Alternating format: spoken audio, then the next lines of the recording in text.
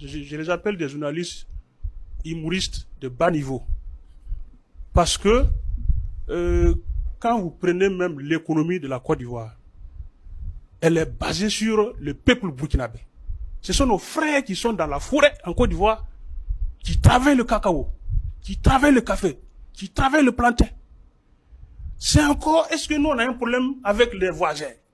Mais la Côte d'Ivoire a un problème avec tout le monde. Vous vous rappelez que la Côte d'Ivoire a eu un problème avec le Mali. La Côte d'Ivoire a eu un problème grave avec le Niger en disant même, à travers son président Alassane Ouattara, de déployer une force en réserve pour aller attaquer militairement les Nigériens. Vous vous souvenez encore qu'en Tunisie, les Ivoiriens ont été chassés comme des lapins en 2023. Aucun journaliste ivoirien n'a bronché. Ils étaient où?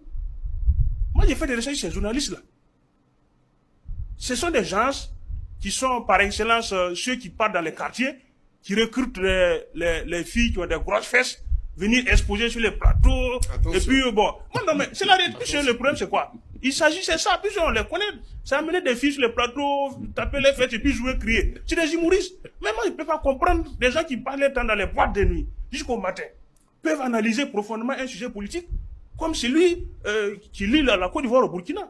C'est dangereux. Regardez ce que nous on a dit sur les plateaux. On a bien d'habitude de ce sujet ici.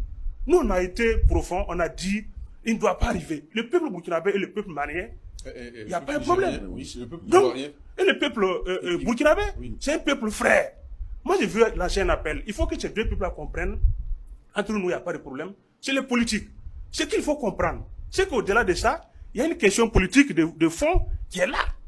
Parce que vous vous souvenez que le 30 passé, il y a les sages de la CEDEAO qui ont tenu une rencontre en Côte d'Ivoire. Ils ont préparé le terrain. Ils ont écrit juste des bouts de papier donnés à ces petits journalistes. Les vrais journalistes ivoiriens, on les connaît. Ils ne parlent pas comme ça. Ils savent que ces propos qu'ils ont tenus sur les plateaux là, ça peut créer un conflit, ça peut créer, ça incite à la violence. Alors qu'aujourd'hui là, je le dis haut et fort, si toutefois il arrivait, on ne le souhaite pas, s'il arrive que un conflit naît entre le Burkina et la Côte d'Ivoire, qu'on le veuille ou pas, il faut que les Ivoiriens notent ça. On ne va pas souhaiter. Mais le mauvais perdant sera la Côte d'Ivoire.